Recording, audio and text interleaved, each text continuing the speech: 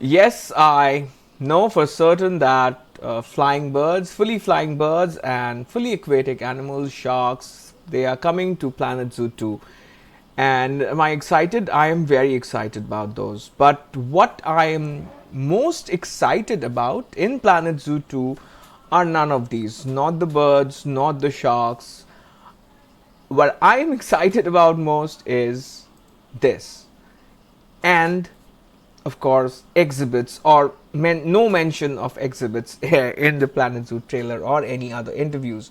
So this is a wildlife reserve in Planet Zoo. This I was not expecting. See, when Planet Zoo introduced the deep diving features for animals and those walk-in exhibits with fruit bats and then butterflies, flying animals, I knew that Frontier is ready with the mechanisms to introduce birds and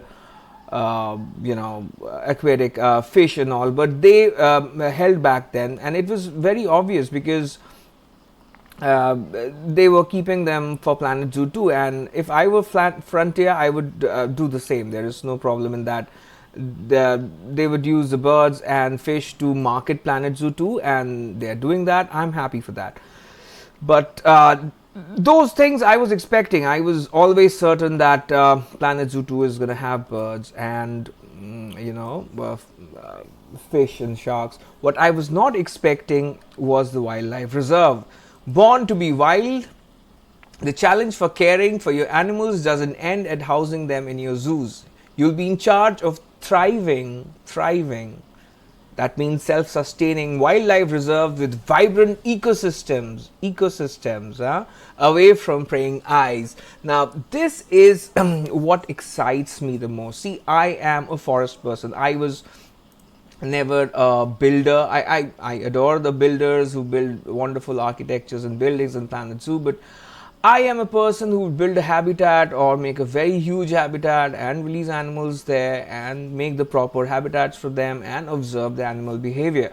I am that kind of a person. So, and this wildlife reserve feature, I think, changes everything. What excites me most about wildlife reserves is not simply releasing zoo animals into a larger habitat. What excites me is the possibility of creating a truly self sustaining ecosystem. In a normal zoo habitat, keepers bring food, clean up, and manage everything. But a wildlife reserve should be different, right? Animals should survive naturally. They should find their own food. Okay, I'm from India and I have visited a lot of forests in India. I'm not again a zoo person, but I I love visiting forests.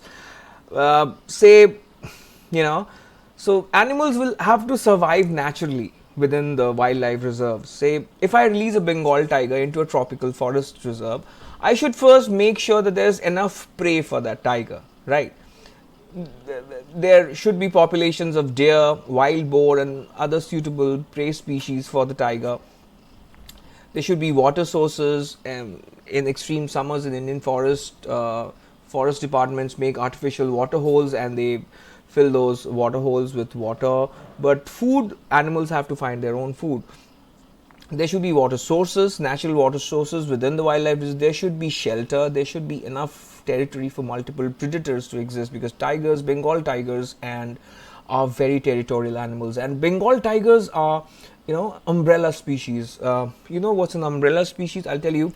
See, an umbrella species is an animal that requires a very large and healthy ecosystem to survive. When conservationists protect that species and its habitat, many other animals and plants living in the same ecosystem automatically benefits from it. Bengal tiger is one of the best examples of umbrella species indeed.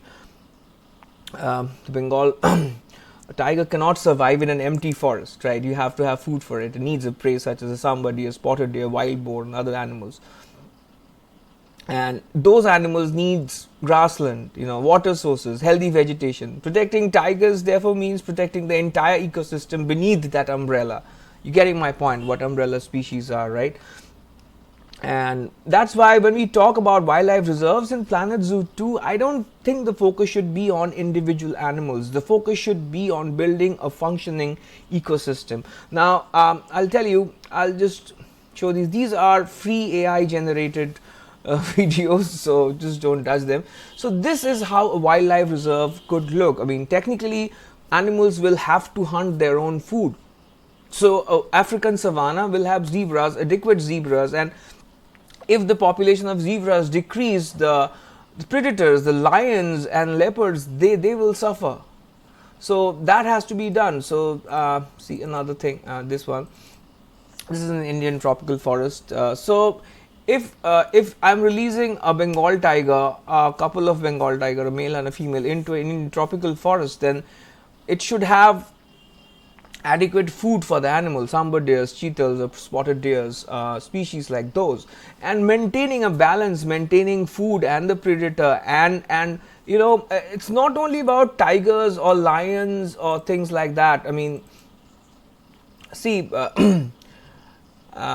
because there'll be, like, I mean, herbivores, they should depend on the environment itself. Right, giraffe should browse on suitable trees like acacias, and deer should graze on natural grasslands. Buffalo should rely on wetlands and grazing areas. Plants should become part of the ecosystem too. I mean, they should be edible plants, not just decorations in the habitat. Rather than just decoration, right? I mean, the reserve should feel alive, not managed.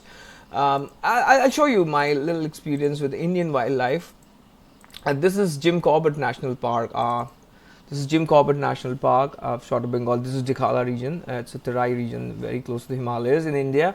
This is also Jim Corbett National Park. This is Jim Corbett National Park. This is sunrise, and the other side of it, this tiger was coming out of the forest from one side. On the right side of light, this is the wrong side of the light. The sun was rising, and this is the shot.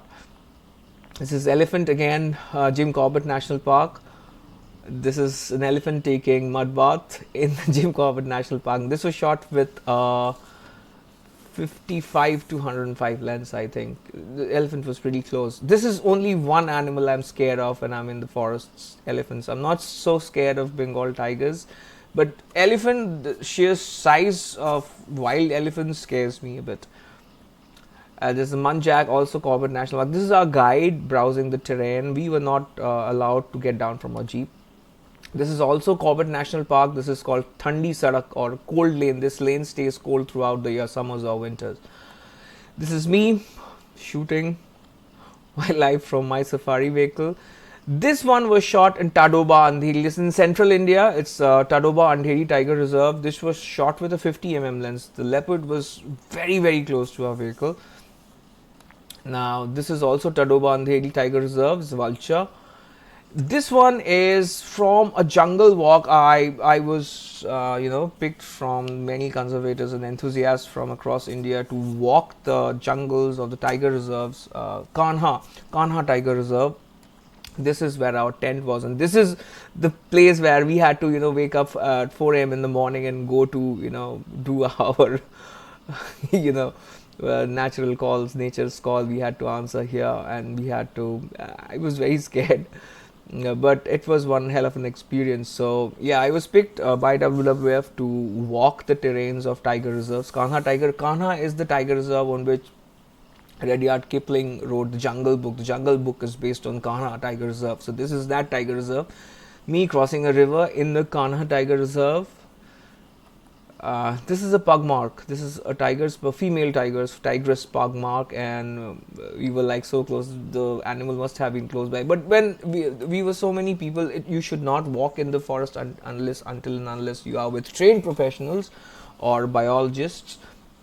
So tigers don't attack. Unlike humans, animals are nice ones. They don't attack if they're not scared or they're hungry.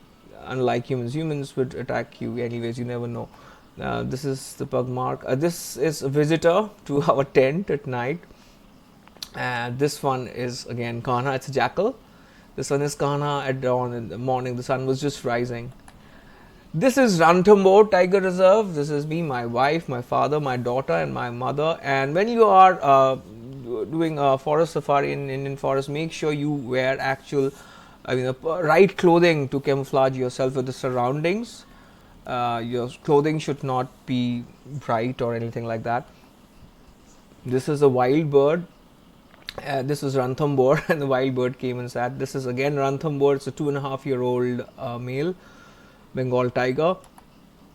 See, this is shot on my mobile phone. Actually, the tiger was resting. It's again a male tiger. It is so close to a safari vehicle. You can see, this is us, and I was shooting with my mobile. This is my daughter, my wife, and this tiger was so close. So I am all about forests, and I'm not a zoo person, man. I just this is a dream come true scenario for me. If this wildlife reserves, what I don't want is wildlife reserves that is simply a large habitat with the same old mechanics. I want predator prey relationships.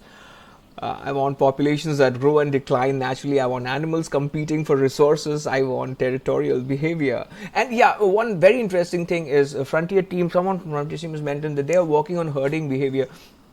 Like now, say this entire thing is a habitat, it's a wildlife reserve. Now, if I release 20 deers, say spotted deers, they herd together, release there. One will roam around here, the other will roam around here, 5 will be here, 2 will be here. The deers will get scattered. But in actual jungles, things don't happen like that. In jungles, deers herd together, and monkeys call, give calls from the trees if they see a tiger moving, so that the deers get alert. So if proper herding behavior is actually implemented, then that would make a perfect wildlife ecosystem look very real. Because yeah, I want ecosystem that can succeed or fail depending on how well they are balanced and how scientifically they are made. I don't want things to be too complex. That just herding behavior, of animals, herding animals, not tigers. Tigers are solitary animals. Most predators are, apart from lions. If herding animals, herding system is perfected, I think that will change the whole game. I just want the wildlife ecosystems to work, man. This is a dream come true for me. Imagine releasing too many tigers and watching prey populations collapse. Imagine introducing, more herbivores and seeing predator populations increase over time. That would create an entirely new gameplay loop that Planet Zoo has never ever done before. See, my point here is some people might want complete freedom to build these reserves from scratch, but personally, I think Frontier should be careful on this. I have played over, I'll show you. I have played over, 1899 hours, almost 1900 hours.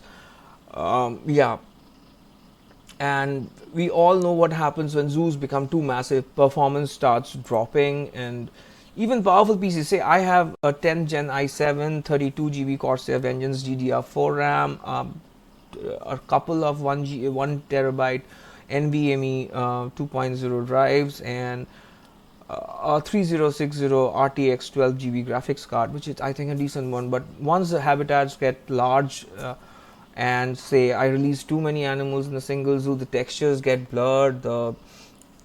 Even here, see, the textures get blurred and things like that happen. So that's where I actually think that wildlife reserve should be particularly, practically pre-designed. The wildlife reserve should come pre-designed by Frontier.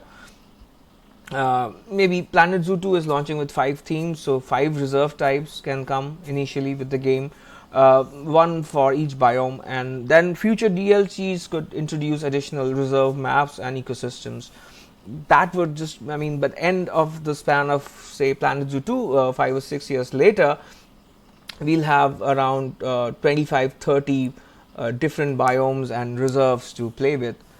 That would allow Frontier to optimize performance while still giving us huge, beautiful natural environments to manage. Instead of spending hours placing every tree manually, I would rather spend my time balancing ecosystems, managing animal populations, and watching wildlife behave naturally the way they do in forests. Because to me, that's an absolute dream. Not just building a zoo, building a living ecosystem. Yeah, and for the builders, I think conventional zoo mechanics are staying where they were, and they'll only be improved. They can just build as many zoos and buildings, and I love them. I mean, I love their creativity. I have full respect for them. It's just me who was all into, watching animals. Yeah, so it's me. So dude, Komodo dragons should be made bigger this time. If I think they'll come as a DLC. Yeah. So yeah. And yeah, this is the wildlife reserve system. And the second thing that I'm most interested about is no mention of exhibits. There was no mention of exhibits in the trailer or anybody else. Now here, if I come down, uh, these 6 animals are coming with the deluxe edition of the game. Now, what do they write here? Introducing an additional 6 animal species from across the globe. Now, this axolotl here is supposed to be, if I consider Planet Zoo, it's an exhibit. And whenever we had DLCs for Planet Zoo, it was mentioned like 4 animals, 1 exhibit, 5 animals, 1 exhibit, 6 animals, 1 exhibit. Here it does not mention exhibits separately, and they don't mention anything about exhibits at all, and that makes me very, very optimistic about what's going to happen with the exhibits scenario. I think the whole exhibits game is going to change in Planet Zoo 2. So this is the second thing that I'm most interested about. And on third and fourth places are definitely birds at number 3, and sharks and fully aquatic life at number 4. But first is wildlife reserves, and second is this new exhibit or non-existence of exhibits. As you can see, there are clear hints. This is an axolotl from the Planet Zoo 1. Look at the textures. Look at the textures. Look at the modeling, 3D model. It's very bare bones, and this is yellow anaconda. Just look at the modeling. Look at the models. These are very bare bones, poorly made models, hardly any detailing, and the weird. The exhibits were very weird in Planet Zoo. I mean, I wish they never existed. I mean, one python will stay coiled in a tree branch and will remain there forever. A lizard will hide inside a rock and they'll stay there forever, and you hardly could see them moving. I mean, same for iguanas and all. And if you see the axolotl, this is the Planet Zoo 1 axolotl. Now see the one from Planet Zoo 2, does it not look very detailed, right? It looks very detailed. So this is where I think that exhibits will be treated as normal animals this time. They will be as detailed and as mobile as any other animal in the game. And I'm so excited about it. I think the walk-in exhibits of sloths and the bats, they are going to stay, and they were pretty good. I was happy about those walk-in exhibits, but not the conventional glass box exhibits. I think how exhibits are going to work this time, I'll show you an example. I say this is again free AI generated videos, so just don't mind the glitches, please. I know they're funny. So this can be a king cobra habitat, right? If you want to know what animals I'm predicting to come in the Planet Zoo 2 game, there's another video. I'll leave the link in the description for that video if you want to know what animals I think would come in Planet Zoo 2. I think the king cobra is coming. So see, this kind of an interactive movement and behavior of exhibits, and also these glass walled, I mean, some species like snakes and all would mandatorily require a glass walled barrier for them. But I don't think the exhibits will be confined to those square boxes. I think yes, there will be. I mean, come on, you don't house a spider and an iguana in a same sized glass box, right? You don't. So yeah, I think that is. I think there is going to be terrariums, aquariums for, say, if you're housing an axolotl, you would need a small aquarium. Or a mid-sized aquarium. You are housing a longhorn cowfish, a marine animal. It's in a solitary, or at max you can keep a couple of them together. You need a small aquarium, for a bit. Then you can have terrariums and vivariums. Those things, and this is a green anaconda, and they can be like this, like a actual moving snake, and not the ones that would coil. Yeah, so about the wildlife reserve, I don't see the oceanic creatures or the birds coming into the wildlife reserves as yet. I think they'll be kept for Planet Zoo 3, wildlife photography and things like that. But for Planet Zoo 2, I just want them to focus on the terrestrial animals, normal ones, and make that happen. This is an iguana again. See, this is how an iguana habitat should be. Again, ignore the glitches and movements. Not the way it is now. I mean, an iguana and a spider cannot have a same sized housing. So this is how I think the exhibits game is going to change. Also for the walk-in exhibits, they have already shown the toucans, but I think it's gonna go one notch higher. It's gonna go one notch higher with walk-in exhibits becoming, I mean, not confined to those rectangular shapes and boxes, and different animals can have different size for their walk-in exhibits. So this is another thing I am very excited about. Exhibits, I think the whole game is going to change now. Like now we can finally treat those exhibits as proper animals, and we can be excited about them when they come in the DLCs. Be it a snake or a spider or anything like that, we will be excited because we know that animal is going to get the kind of habitat it needs, it deserves, and it will be mobile. It will be a highly detailed model like other animals, and it will move properly and behave like it does. Yes, that is it, I think, guys. And yeah, the wildlife reserves, as I say, I just need terrestrial animals there, not fish and birds, because when you're introducing a system, I mean, introducing too many mechanics, too many things would make things very confusing. So yeah, zebras can also become food very soon in Planet Zoo 2. It, of course, will be an animal, but self-sustaining ecosystems would also need a bit of sacrifice. So I am very excited once again for the wildlife reserves and the exhibits. No exhibits in the game this time. Yeah, thank you. And yeah, my next video will be on what I want Planet Zoo 2 to incorporate. Some very basic things which would actually help a lot in improving the gameplay and making the game smoother for us to play.